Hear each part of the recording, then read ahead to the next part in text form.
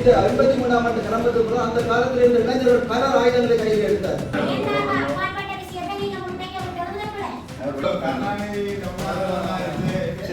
இதுக்கு விவாதம் வைக்காதையோ அடுத்த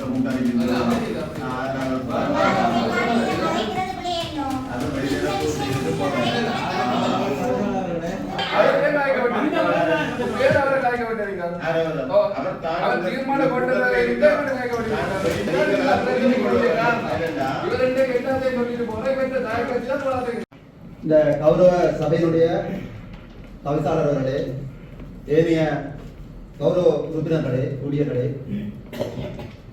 எமது ஊடக நண்பர்களே, அனைவருக்கும் எனது காலை நேர வணக்கங்களை தெரிவித்துக் கொண்டு, எமது இனமானது அழிக்கப்படுகின்றதுக்கு ஒரு முக்கிய காரணமாக இருந்தது 83ஆம் ஆண்டு நமது ஜூலையில் நடைபெற்ற மாபெரும் கலம்பகம் ஒன்று. அதற்கு முன் 54ஆம் ஆண்டுகளில் இருந்து நமக்கு இனத்துக்கான அடக்குமுறை சுதந்திரமடைந்த காலத்திலே இருந்து அடக்குமுறைக்கு நாங்கள் உட்பட்டிருந்த போதிலும் பாரி ஒரு இன அழிப்பாக, இன கலவரமாக எமது பல முதலாளிகள் அனைவருமே இந்த பகுதியில் இருந்து எமது இலங்கையுடைய எல்லா பாகத்திலும் இருந்து விரட்டி அடிக்கப்படுகின்ற அந்த காரணமாக இருந்தது அந்த ஜூலை கலம்பகம். அந்த ஜூலை கலம்பகத்திலே தான் தமிழர்களுடைய தாயமான வடக்கு கிழக்கை நோக்கி விரட்டி அடிக்கப்பட்டார்கள். அந்த நீங்கள் கூட்ட விதி அஜெண்டாவுக்கு மாறாக நீங்கள் எடுத்துள்ள வாரியல் இது அஜெண்டாவை குழப்பி விவாத பொருளாக மாறும். அவை நீங்க வெளிநடப்பு செய்வதாக இருந்தால் அதற்குரிய காரணத்தை உடனடியாக சொல்லி நீங்க அதை வெளிநடப்பு செய்வார். இது ஒரு உதயாக இருக்கிற புதிய உறுப்பினர் பலர் அதை உறுப்பினர் பலர் புதுசாக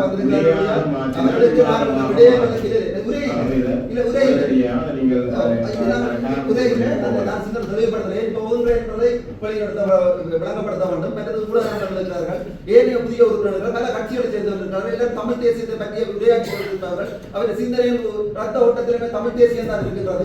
இந்த 53ஆம் ஆண்டு கிளம்புறதுக்கு அந்த காலத்தில் இருந்த இளைஞர்கள் பல ஆயுதங்களை கையில் எடுத்தார்கள். இன்று வரைக்கும் அந்த ரணங்கள், எமது ரத்தங்கள், எமது குழந்தைகள், பிஞ்சு குழந்தைகளே இந்த செம்மணி பகுதிகளிலே புதைக்கப்பட்டிருப்பதற்கு காரணமாக அமைந்தது 83ஆம் ஆண்டு கிளம்பு. அந்த பாதிக்கப்பட்டவர்கள் பல குழுக்களாக தமிழர்கள் ஆயுதங்கள் குழுக்களாக இருந்தது. இன்று நாங்கள் கட்சிகளாக பல பேதப்பட்டிருக்கின்றோம். ஆனால் ஒற்றுமையாக முடியாமல் இருக்கின்றது. அதே ரத்தம் 83ஆம் ஆண்டு நாள் எதிர்ந்த காரணத்துக்கான இந்த போராட்டத்தை ஆரம்பித்தோம்.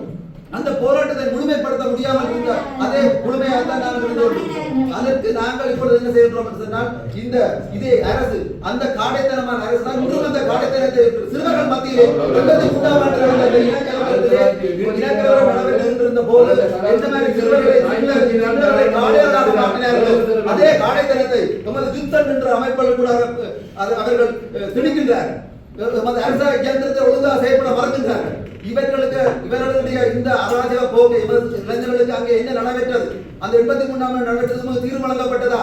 அந்த ரத்த வரி கொண்டவர்கள் வந்து ஒரு நல்வழியை படுத்தினார்களா என்றால் எதுவும் இல்லை. இவற்றுக்கு நான் கண்டனங்களை தெரிவித்து நான் ஒரு 5 நிமிடங்கள் இந்த சபையை குழப்பக்கூடாது என்ற காரணத்துக்காக அந்த சபையை விட்டு 5 நிமிடம் மட்டும் நாங்கள் வெளிநடப்பு செய்து இந்த இன அழிப்பு நடைபெற்றது உண்மைதான், இன்றும் நமக்கு அந்த தீர்வு கிடைக்கவில்லை என்று விரும்புகின்றவர்கள் ஒரு 5 நிமிடம் இந்த சபையை விட்டு வெளிநடத்தை சேர்ந்து வருமாறு கேட்டுக்கொள்ளும். இது கவிதாளர் கருணாநிதி உண்ணாவிரதமா இருக்கிறார்.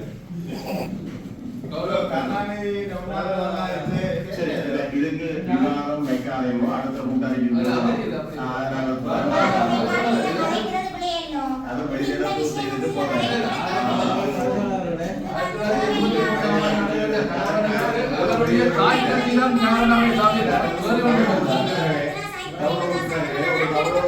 அந்த சபையில் இல்லாத பொழுது அவருடைய தீர்மான செயல்பாடுகளை பற்றிய கருத்தாளர்கள் வைக்க முடியாது. அவர் பின்னர் வந்த பிறகு அது ஏனைய விடயங்கள் அந்த வருகிற பொழுது நீங்கள்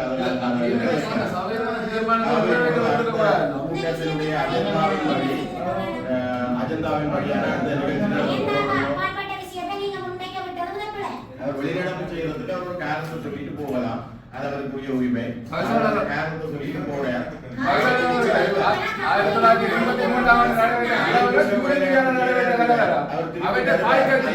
நேரத்திலே நாங்கள் உங்களுக்கு அதுக்கான விவாதத்துக்கு நேரம் ஒதுக்கப்படும். நீங்கள் அந்த நேரத்திலே அது சம்பந்தமான கருத்துக்களை முன்வைக்கலாம். அப்ப இவரு என்ன அவரை கலைக்க விட்டாரு? அவரு என்ன கலைக்க விட்டாரு? வேற அவரை கலைக்க விட்டாருங்க. அவர் தீர்மானம் கொண்டதால இந்த கலைக்க விட்டாரு. வெளிநடப்பு செய்கிற பொழுது அவர் ஒருவர் தன்னுடைய காரணத்தை சொல்லிவிட்டு வெளிநடப்பு செய்யலாம்.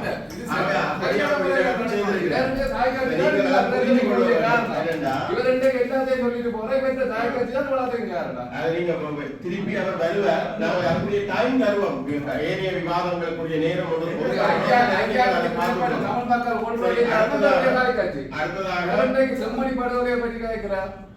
அடுத்தது செயற்பாட்டு அறிக்கை.